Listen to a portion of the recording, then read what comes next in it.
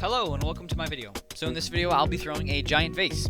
So this vase is actually commissioned from my grandpa because it's my grandparents' anniversary.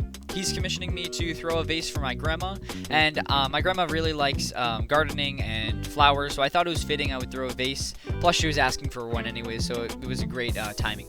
So I started off on the wheel. I think this was maybe around 6 pounds, 6.5 pounds, and this is at the time the biggest I've thrown. I've recently done one other bowl that was a little bit bigger, but yeah, this was a lot of clay. So I first started, as you can see here, I made a very tall cylinder, and it was a little bit thick on the bottom, which you'll also see that when I trim too.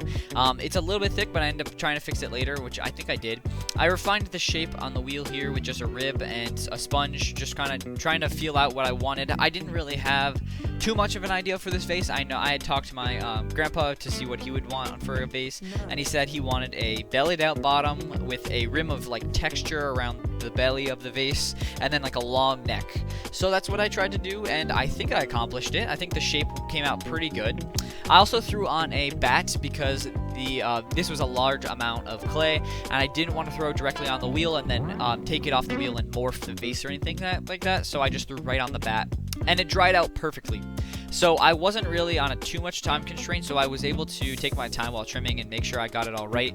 And I wanted to refine the shape a little bit while trimming because, like I said, there was some heft to the bottom of it. So I just started off with a basic foot. This was kind of like a hidden foot, I guess you could call it. I wasn't really intending that, but I just tried to take out some clay from the bottom of the vase to lighten it up a little bit. And then I added some texture. So I've been doing this carve out texture. I just use the big trimming tool and I just carve out the texture. I've been doing it on some other vases. I've been doing it on some mugs, and it's a really fun texture. As you can see here, the trimming stage was perfect. The clay was the perfect amount of moisture content, so it made it very easy to trim. It didn't come off in dust or anything like that, or in shavings. It was a perfect time to trim, and I got it in a good stage.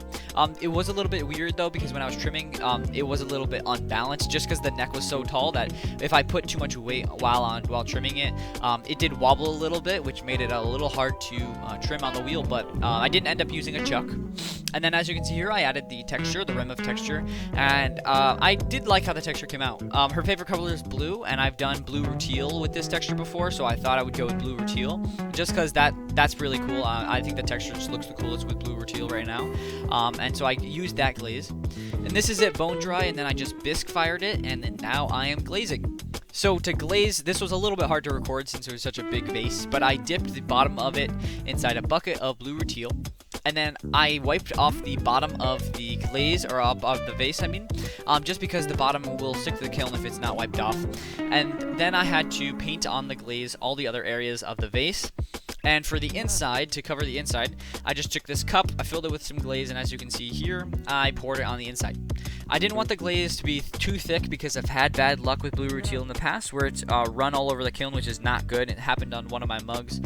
But luckily it didn't run at all, and it looks great. So I gave this to my grandma, and she really liked it. And I'm glad that the commission went well, and I'm really happy with the vase. Hope you guys enjoyed the video, and I will see you in the next one.